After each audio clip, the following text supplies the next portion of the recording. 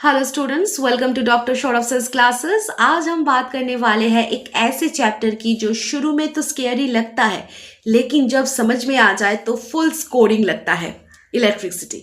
Let's begin without any shock, literally. तो सबसे पहले, what is electricity?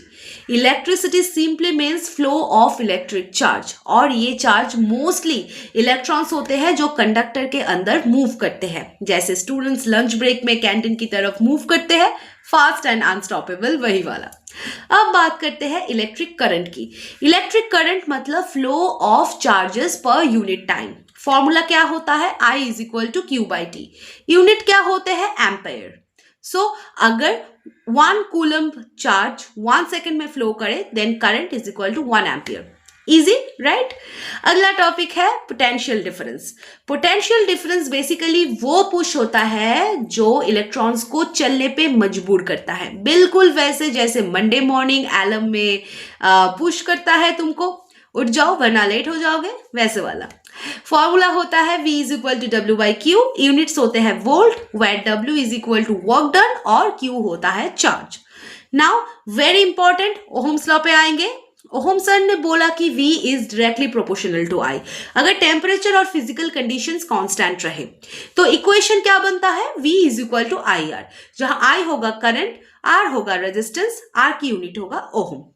Exam tip ये है, graph between V and I straight line होगा, बस ये लाइन देखते ही एग्जामिनर खुश हो जाते हैं। अब हम आएंगे रेजिस्टेंस पे। रेजिस्टेंस मतलब इलेक्ट्रॉन का ट्रैफिक जैम।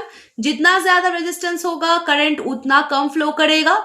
फॉर्मूला क्या है? R is equal to rho into L by A, जहां रो होता है रेजिस्टिविटी, एल होता है लेंथ, ए होता है area of the cross section.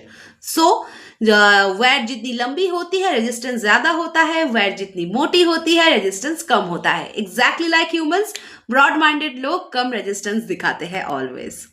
अब हम आएंगे पावर एंड इलेक्ट्रिसिटी पे। Electric power, the rate of doing work. Formula याद रखो, P is equal to V I, P is equal to I square R, P is equal to V square by R. Watt होता है इसका unit, बिगर form में होता है kilowatt. सो अगर आपका बिल ज्यादा आए तो ब्लेम फिजिक्स या फिर desktop gaming PC. And and में, इलेक्ट्रिसिटी सिर्फ चैप्टर नहीं है, रियल लाइफ टूल है। Fans, lights, AC, phone charging सब इसी की वजह से होता है।